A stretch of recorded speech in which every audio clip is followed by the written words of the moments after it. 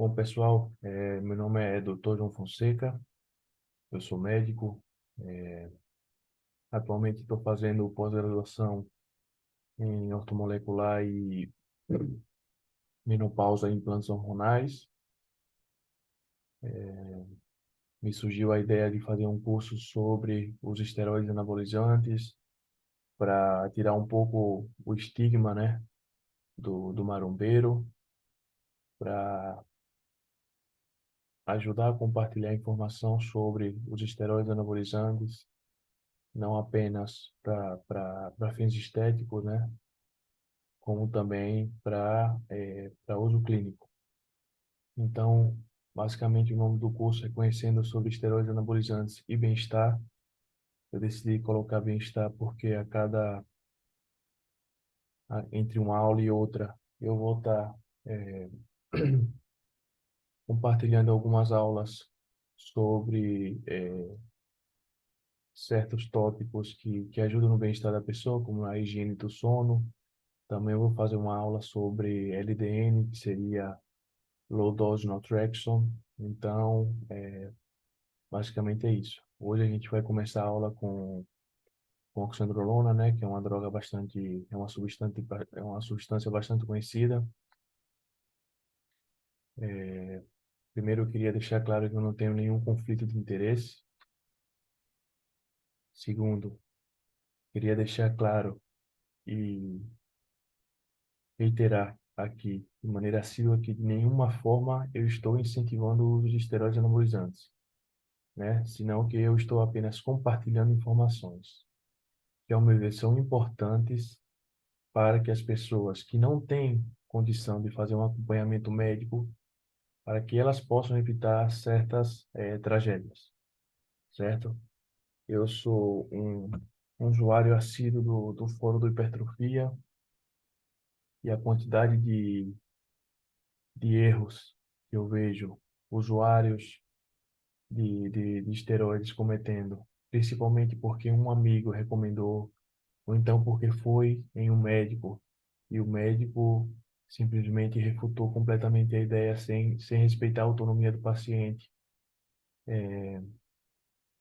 Então, assim, é algo importante de deixar claro. Eu não estou incentivando o uso, não estou fazendo apologia ao uso de esteroides anabolizantes, senão que apenas eu estou compartilhando informação. Informação boa, informação compartilhada. Certo? Então, vamos falar sobre um pouco sobre a oxandrolona, né? Mundialmente ela foi conhecida como o Anavá, né? Hoje em dia ela está disponível em mercado paralelo no mundo. No Brasil, a Anvisa acabou liberando sua formulação em farmácias de manipulação em até 40 miligramas o dia, né? Em duas doses separadas por 20 miligramas. Características estruturais, basicamente é uma forma modificada da dihidrotestosterona, sim. Tem uma adição de um grupo metilo no carbono 17-alfa, dando a proteção ao hormônio durante a administração oral. Substituição do carbono 2 por oxigênio, e essas modificações são feitas justamente para aumentar o poder anabólico, ou seja, para aumentar o poder de ganho de massa muscular e protegê-la da metabolização quando administrada por via oral. Essa é uma característica dos 17 alfa-quilados. O que acontece? Existe uma enzima hepática, certo? Quando se toma uma droga por via oral, existe uma primeira passagem hepática e com metabolização da droga. Isso faz com que a biodisponibilidade da droga diminua. Biodisponibilidade, o que seria? Seria a quantidade da droga que chega à circulação sistêmica. Então, essa adição desse grupo metílico no carbono 17-alfa permite com que a droga seja resistente a essa enzima hepática, aumentando sua biodisponibilidade. Se a gente colocar em números, por exemplo, se usamos o exemplo do paracetamol. Paracetamol de, por exemplo, 100 miligramas para facilitar a conta. A gente faz a administração por via oral, certo? 100 miligramas.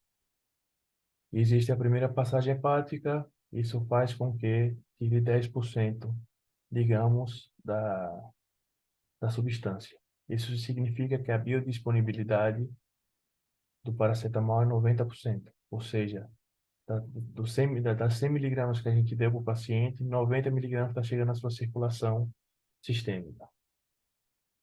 Perfil da droga, androgenicidade e anabolismo. Bom, a androgenicidade seria basicamente o que dá os caracteres sexuais masculinos, né? Como vocês podem ver, ele tem um perfil baixo de androgenicidade. Por conta disso, é uma droga de escolha nas mulheres, né? Por conta da baixa porcentagem de virilização. E anabolismo entre 322 e 630. Atividade estrogênica desconsiderável, então não aromatiza, e atividade progestagênica desconsiderável. Aqui o importante é ressaltar a parte da androgenicidade.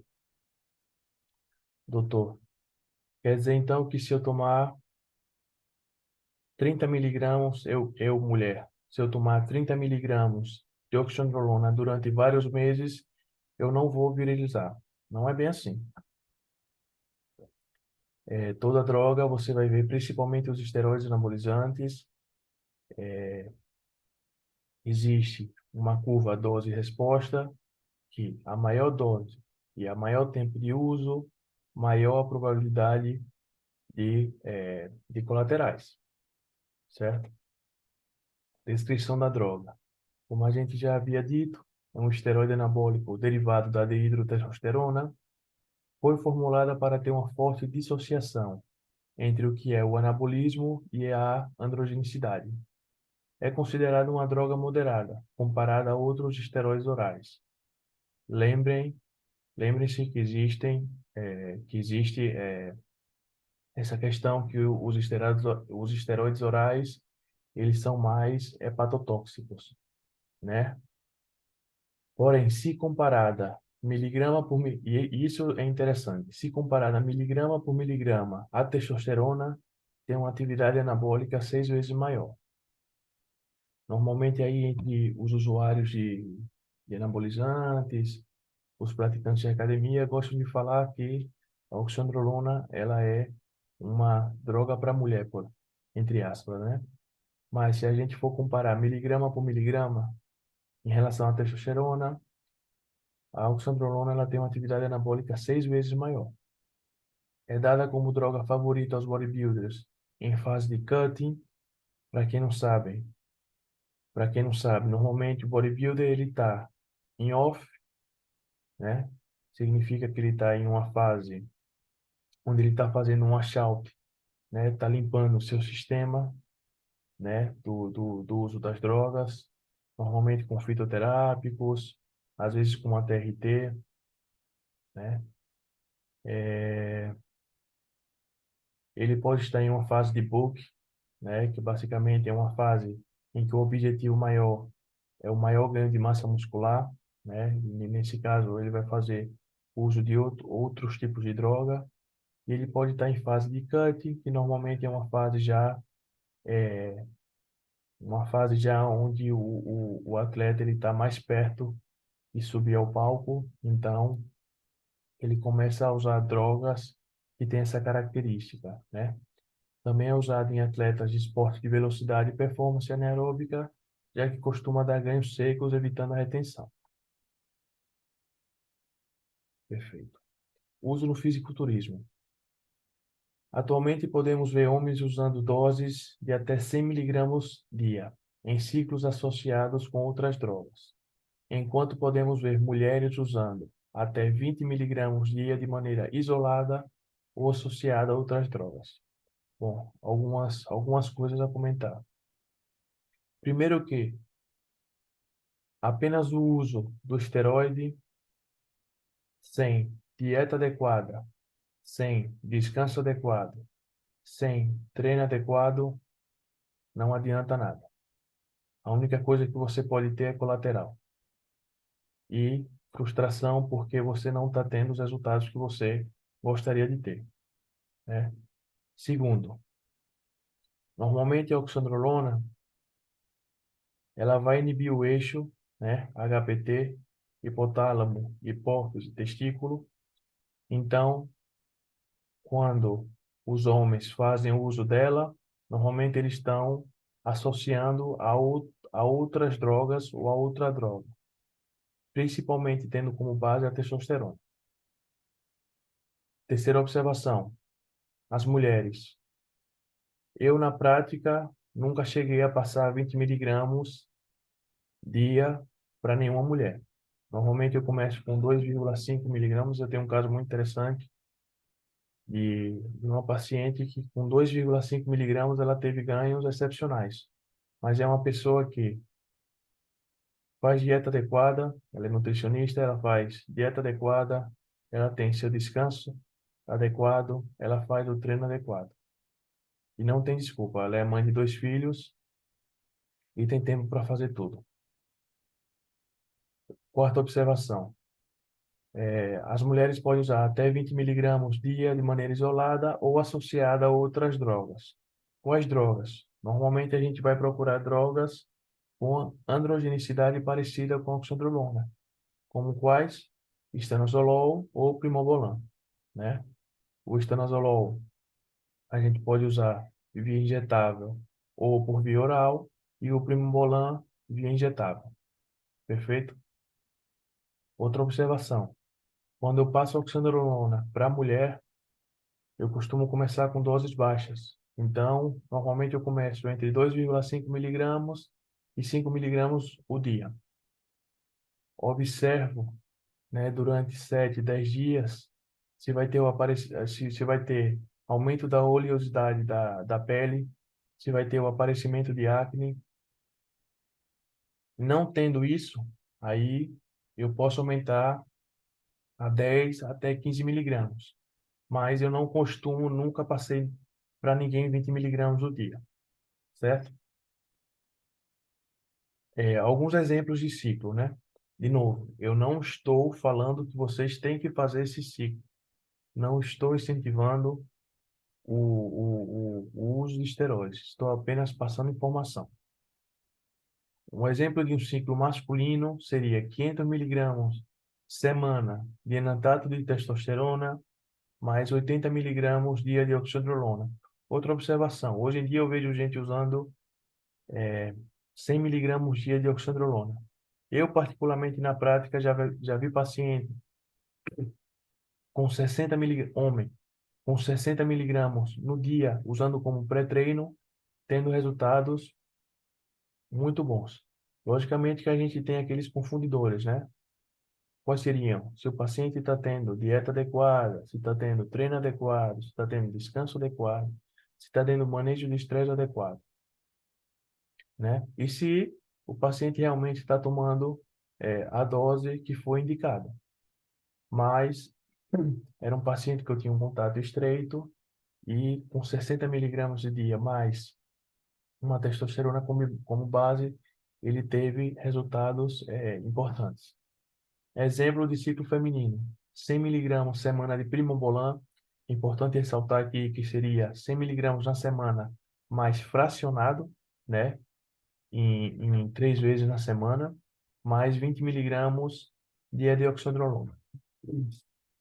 Agora a gente entra na discussão que seria dose única como pré-treino ou doses fracionadas, né? Antigamente se falava muito da meia-vida da oxandrolona, né?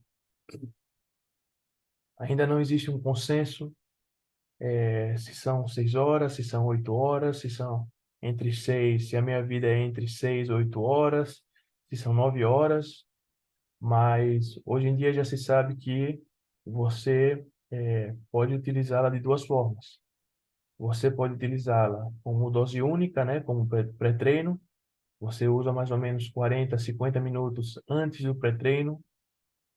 Você vai sentir um aumento considerável na força, ou você pode usar em doses fracionadas, né? Por exemplo, se você for usar 20 miligramas no dia, você pode usar Você pode usar 10 miligramas pela manhã e mais ou menos 8 horas depois você pode usar 10 miligramas, fechando assim 20 miligramas no dia. Perfeito? Tem paciente que tem intolerância, né? Tem um pouco de desconforto gastrointestinal. Para esses pacientes, eu recomendo dose única como pré-treino. Efeitos colaterais. Apesar de ter pouco efeito androgênico, ainda assim os efeitos são possíveis. Esses efeitos incluem aumento da oleosidade da pele, acne, crescimento de pelos faciais no corpo, como a gente já havia mencionado anteriormente.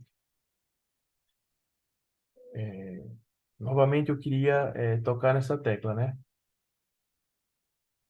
A maior dose e a maior tempo de uso, maior a probabilidade de ter efeitos colaterais. A baixa atividade androgênica da oxandrolona é dada em parte por ser um derivado da DHT, né, da dihidrotestosterona. Isso faz com que ela seja menos androgênica, já que a substância não tem a capacidade de interagir com a enzima 5-alfa-redutase. Essa situação é similar, perdão, botei simular, é similar com outras drogas, como por exemplo a primobolan e o estanozolol, fazendo com que sejam drogas escolhas para as mulheres, como a gente já havia mencionado anteriormente. Como a oxandrolona é uma 17-alfa-quilado, isso a protege bastante da desativação pelo fígado, permitindo que a biodisponibilidade da droga seja maior. Os 17-alfa-quilados podem ser hepatotóxicos, como a gente já tinha mencionado. E isso vai depender da dose e do tempo administrado. A oxandrolona aparenta ser menos estressante ao fígado que outros 17-alfa-quilados. Um estudo foi feito com 262 homens HIV positivos com doses entre 20 miligramas a 80 miligramas durante um período de 12 semanas. Aqueles que tomaram 20 miligramas não mostraram nenhum traço de hepatotoxicidade. Aqueles que tomaram 40 miligramas tiveram um aumento de transaminases de aproximadamente 30 a 50%.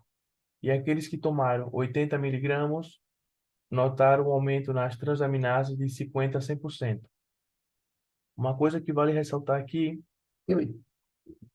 foi que nesse estudo eles não dosaram a gama-GT, né? E a gama-GT ela tem maior sensibilidade a dano hepático do que propriamente as transaminases. Outros efeitos colaterais: redução do HDL e aumento do LDL, né? Isso favorece um perfil mais aterosclerótico.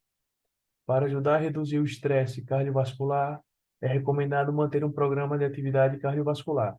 De novo, se você está fazendo o uso da oxandrolona, o mínimo que você tem que fazer é uma dieta adequada, você tem que ter um descanso adequado, você tem que ter um treino adequado, certo? Você tem que ter um manejo do estresse adequado, porque lembre-se que o cortisol, ele é altamente catabólico, perfeito?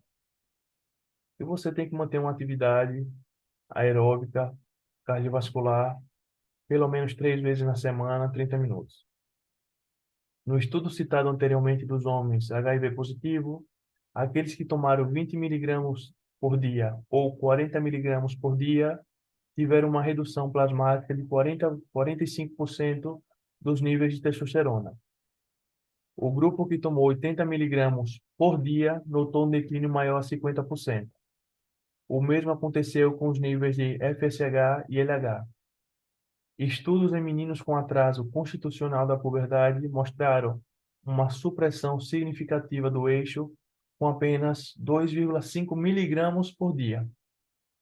Isso aqui é importantíssimo. A gente vai parar um pouco para falar sobre a questão do eixo hipotálamo-hipófise, testículo, né? Vocês sabem que vamos passar o slide aqui um pouco.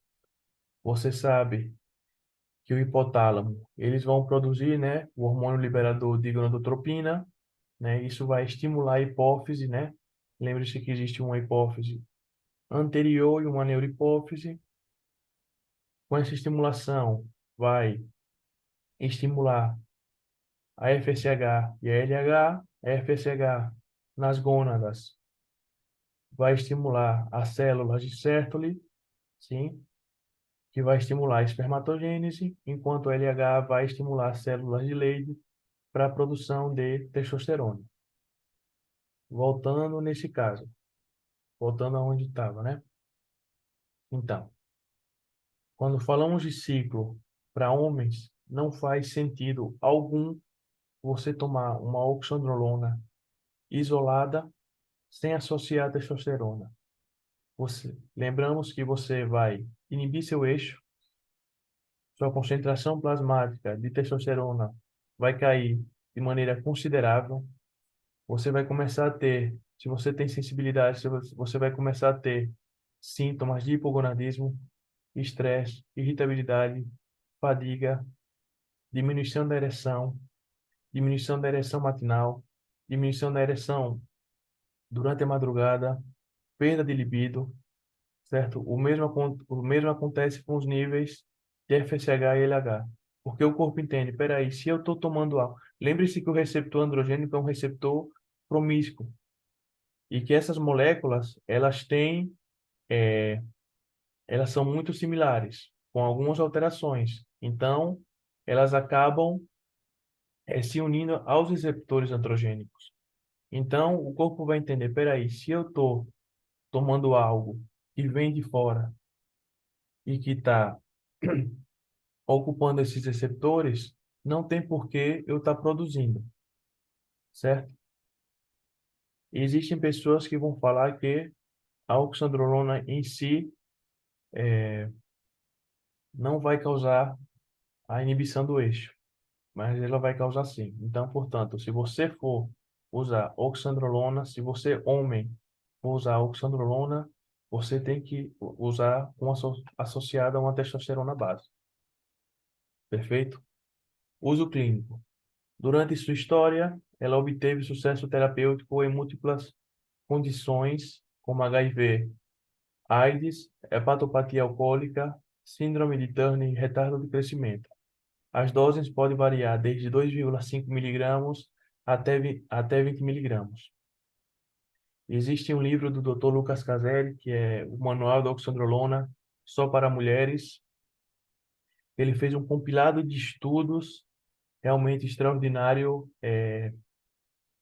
de várias aplicações clínicas, estudos duplo cego, randomizados, controlados, nos quais mostram várias indicações terapêuticas da oxandrolona. Então, pensar que a oxandrolona só tem fins estéticos tá completamente equivocado. Atualmente, a liberação do FDA para a terapia adjunta em condições como queimados, perda de peso pós grandes cirurgias, traumas graves, catabolismo associado a corticoide, dor óssea devido à osteoporose, infecções crônicas. Em estudos em pacientes queimados, foram observados que o tratamento prolongado com oxandrolona, doses variando de 7 a 20 miligramas por dia, por até 12 meses, pode promover maior ganho de massa muscular entre 6 a 12 meses, com adicionais aumentos de peso e estatura, assim como de conteúdo mineral ósseo e força muscular. Conclui, portanto, após as análises, que o tratamento é uma medida segura e eficaz em pacientes queimados. Agora a gente vai fazer um caso ilustrativo, que é um caso que basicamente aparece todos os dias. Como eu já falei para vocês, eu participo bastante do Fórum do Hipertrofia. Recomendo, tem muita informação boa, tem muita informação desatualizada, mas tem muita informação boa. Tem pessoas que, assim como eu, gostam de compartilhar informação, até porque a informação boa é informação compartilhada. Então, para finalizar a aula, a gente vai fazer um caso ilustrativo que basicamente ocorre todos os dias. Eu, particularmente, já entrei em contato, ou já entraram em contato comigo vários pacientes que foram ao médico, seja qual for a especialidade, falou que queria fazer uso de testosterona, que queria fazer uma TRT, e o médico simplesmente o tratou de maneira muito hostil, ou então falou que esse tipo de droga não passaria e que procurasse outro médico, né? Então vamos lá, vamos para o caso ilustrativo, né? Paciente, 24 anos, pratica musculação já há algum tempo, né? O paciente não deixa claro, pode ser 1 ano, 2 anos, 3 anos, e tem como decidido, o paciente já está decidido em fazer seu primeiro ciclo, certo? Ele vai ao médico e assim que menciona o interesse em usar esteroides anabolizantes, é tratado de maneira hostil e o médico acaba decidindo não prescrever a medicação solicitada pelo paciente. Esse mesmo paciente, após ter sido negado um acompanhamento médico, vai procurar seus amigos da academia e vai acabar fazendo por conta própria. Claramente aqui a gente está perdendo uma oportunidade de acolher o paciente, entender por que ele quer fazer o ciclo, aconselhar o paciente, né? Fazer uma anamnese completa, né? A primeira coisa que a gente tem que fazer numa situação dessa é acolher o paciente, escutar o paciente, suas queixas. A gente não sabe se esse paciente ele tem hipogonadismo, a gente não sabe o que está acontecendo. Então, o mínimo que se deve fazer antes de você ter uma atitude como essa, simplesmente pelo fato que o paciente quer usar esteroides anabolizantes, ou então o paciente fala diretamente usar testosterona. Testosterona é vida, é um hormônio como qualquer outro, certo? Então, esse estigma que foi colocado na sociedade, a gente tem que começar a botar isso de lado e começar a tentar entender, os pacientes de uma melhor forma. Então, a primeira coisa que a gente deveria fazer aqui é uma anamnese completa do paciente, né? Idade, né? Profissão, né? Antecedentes pessoais, antecedentes familiares, né? Deveríamos perguntar se ele já fez algum uso, né? Perguntaríamos se ele tem algum exame, se ele trouxe algum exame, né? Perguntaríamos quanto tempo de musculação ele já fez, certo? Como é a vida dele, como é a alimentação, se ele bebe, se ele fuma. Então, deveríamos fazer uma anamnese completa do paciente.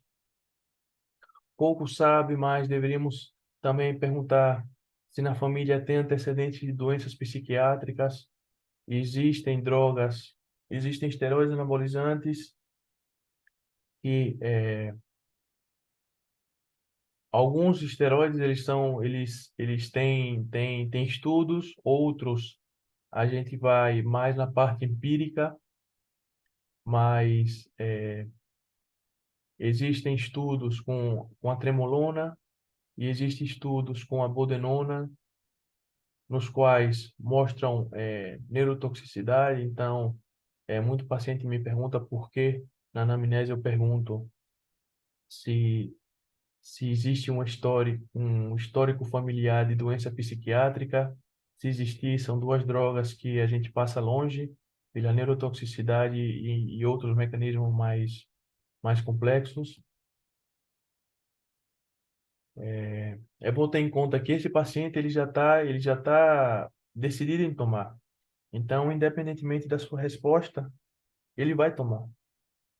Então, não seria melhor você acolher o paciente, se você tem a informação adequada, passar um protocolo adequado para o paciente, ao invés de negar, sabendo que esse paciente, o próximo passo que ele vai fazer é pedir um amigo da academia, né?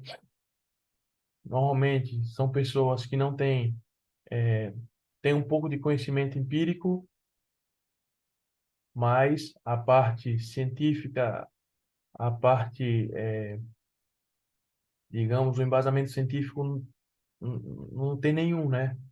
E muito menos se acontecer algum efeito colateral importante. Então vamos lá. Nesse caso, o que a gente deve fazer, né? A gente deve explicar ao paciente o que significa o termo ciclar, né? Muito paciente chega e fala, doutor, eu quero fazer um ciclo. Mas o que significa o ciclo, né? O ciclo, como se fala, tem um começo, né? Tem um meio e tem um fim, né?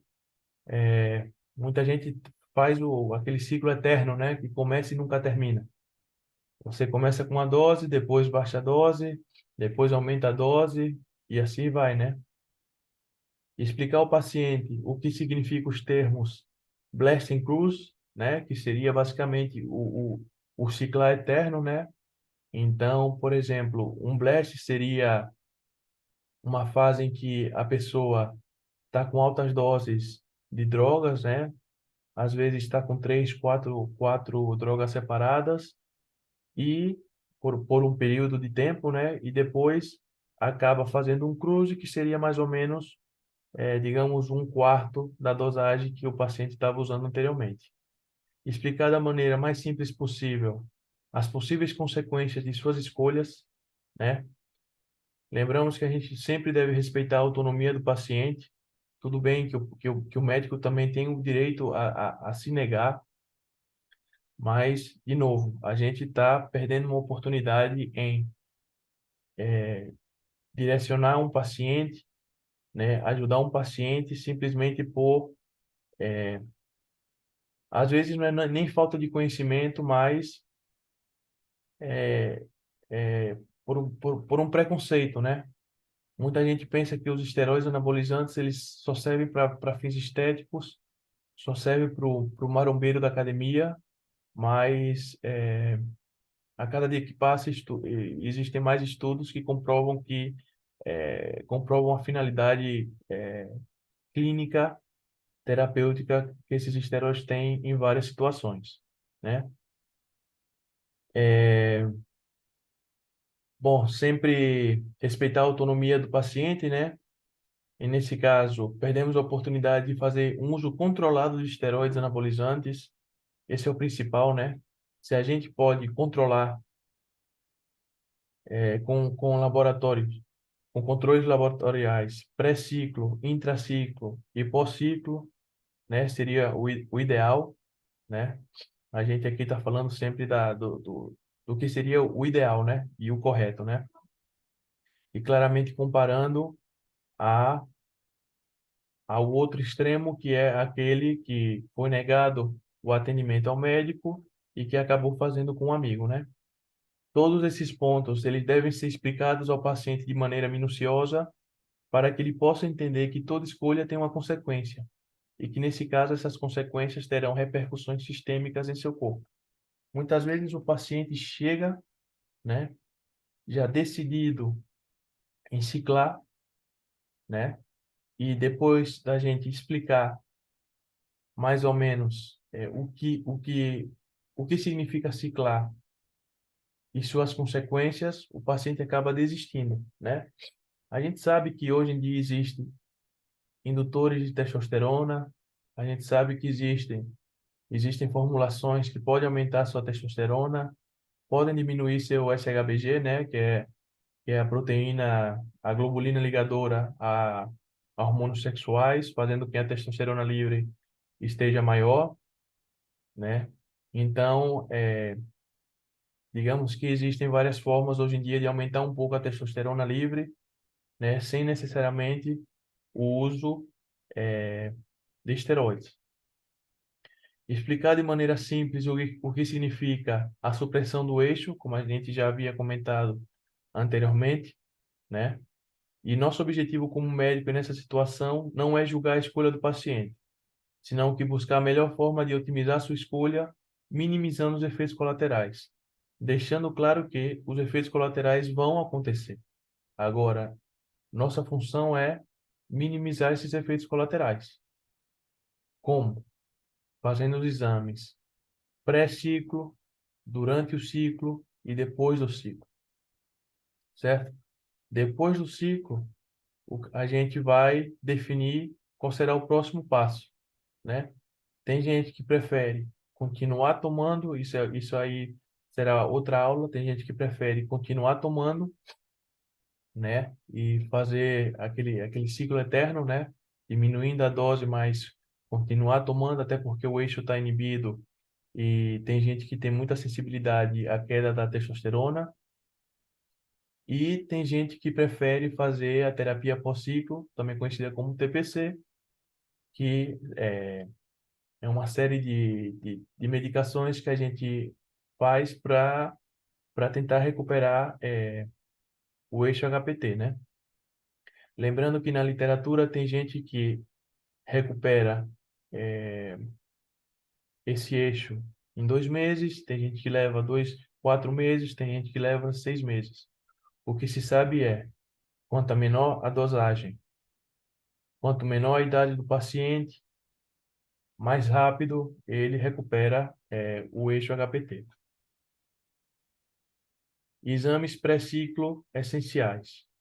Esses são os exames que, no meu ponto de vista, a gente tem que fazer, né? Para a gente ter um controle melhor e para a gente conhecer também o perfil metabólico e hormonal do paciente. Então, a gente vai pedir um hemograma, lembrando que existem alguns esteroides anabolizantes que só um comentário. Quando eu falo esteroides anabolizantes, eu estou falando de fármacos em geral, certo?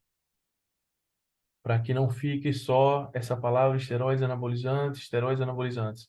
Esteroide anabolizante é um fármaco que tem, em doses específicas, uso clínico, certo? E em outras doses, tem uso para fins estéticos. Então, um hemograma, lembrando que tem algumas substâncias que elas tendem a aumentar o hematócrito, lipoproteína A, proteínas totais de frações, ureia e creatinina para a gente ver a função renal, cortisol, né, para a gente ver o manejo do estresse. Lembrando que a gente hoje em dia leva uma vida muito estressante, então o cortisol não é bom nem tão baixo, nem tão alto, né? A gente vai fazer uma aula sobre insuficiência adrenal, fadiga crônica, normalmente associada a cortisol baixo. Lembrando que o cortisol alto, ele é altamente catabólico, certo? Ele tem uma função quase anti-testosterona. O estradiol, lembrando que o estradiol, por mais que seja um hormônio importantíssimo para a mulher, também é muito importante para o homem, certo? Então, a gente sempre tem que adequar a testosterona total do homem com o estradiol, né? Lembrando que essa relação de testosterona e estradiol sempre vai ser entre 20:1 e 30:1, certo? À medida, logicamente que à medida que você aumenta a testosterona, você vai aromatizar mais e você vai aumentar o estradiol. Então você faz a conta, né? Por exemplo, 20 de testosterona equivale a 1 de estradiol. Perfeito? Espermograma, né? CPK, progesterona, prolactina, perfil tireoide, depois a fosfatase alcalina, FSH, LH, testosterona total e livre. Lembrando que a livre tem maior sensibilidade que a testosterona total, SHBG, TGO, TGP, gama GT.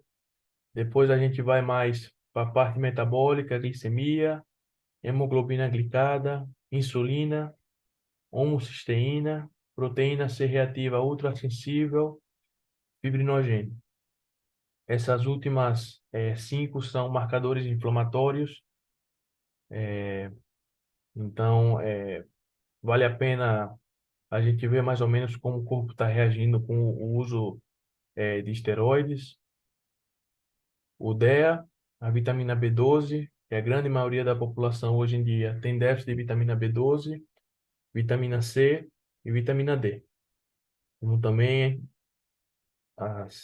hoje em dia os valores de referência, na verdade, falam que valores ótimos são maiores a 20 nanogramas e, na verdade, hoje na ortomolecular a gente entende que valores ótimos seriam maiores a 80 nanogramas. certo? Então, eu vejo muito paciente tomando 1000 de vitamina D3 por dia, sem estar associado à vitamina K2, que é outro erro.